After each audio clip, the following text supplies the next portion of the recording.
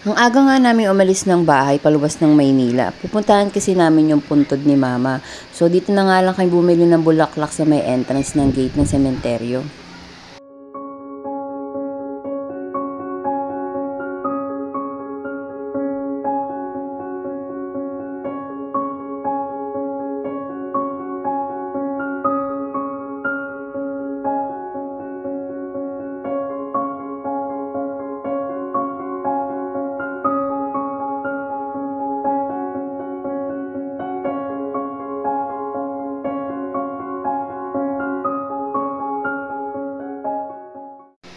After nga namin kay Mama, dito na kami kumain sa may Caloocan, sa may 8th Avenue. Yung paboritong kainan ni Papa at saka ni Mama, dito to sa may Tony's.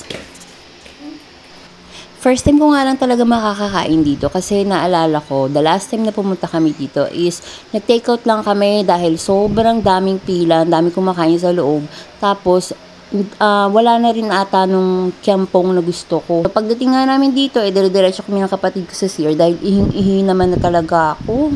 So, yan yung mga ulam nila rito na available since maaga pa kaming nakarating. Yan pa lang yung naka-display. Pero pag mga around 10:30 ata, marami na talagang tao dito and marami na rin silang mga ulam na naka-display. Ay, madam!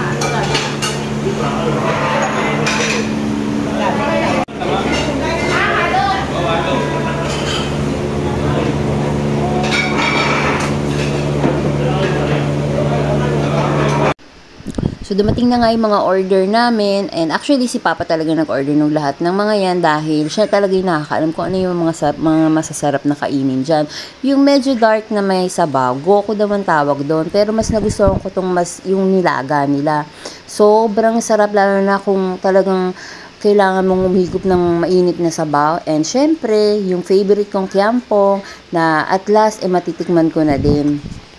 Paglapag nga guys, kumain na kami dahil gutom na talaga kami dahil hindi naman din kami nag-breakfast sa bahay bago umalis. Napaka-generous din nila magbigay ng sabaw dito, hindi ka nila titipirin. Ayun na nga si Pudra at mukhang busog na. Sob siya sa mga in-order niya. Namiss niya na kasing kumain dito After nga namin kumain, nag-aya naman si Papang dumaan ng Uniqlo. Bibili daw siya ng mga OOTD niya pang uwi ng probinsya.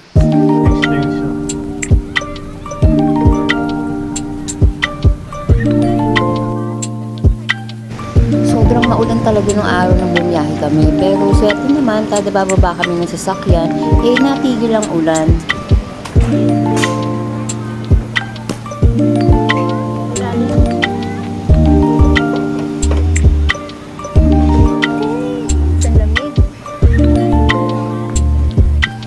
Pagpasok ko nga dito, mga ang hanap ko kaagad, nasa ng sale.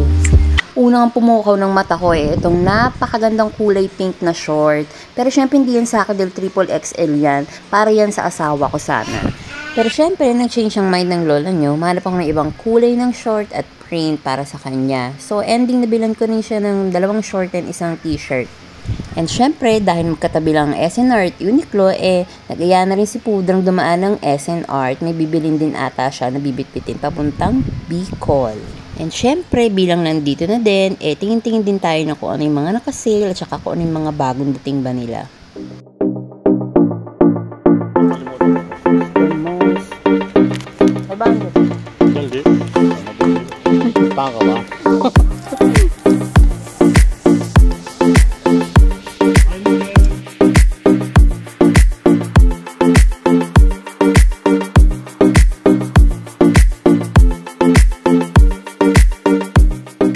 Libot nga nagko-contemplate ang sarili ko kung meron ba akong ibang bibilin. Pero kinausap ko na wala siguro kaya ito na lang muna ang dadamputin natin para kay Kyle. But actually, pareho talaga namin favorite tong walnut muffin. Natutokso nga din akong kumuha nito kasi buy one take one ba naman napakaganda din talaga ng mga print niya. Kaso naisip ko, ang dami ko rin naman talagang tuwalya pa sa bahay na hindi nagagamit. So natapos na nga guys, mamili si Papa ng mga kailangan niyang dalhin. So after nito, uwi na rin kami. So yun lang muna guys. Thank you for watching. See you on my next mini vlog.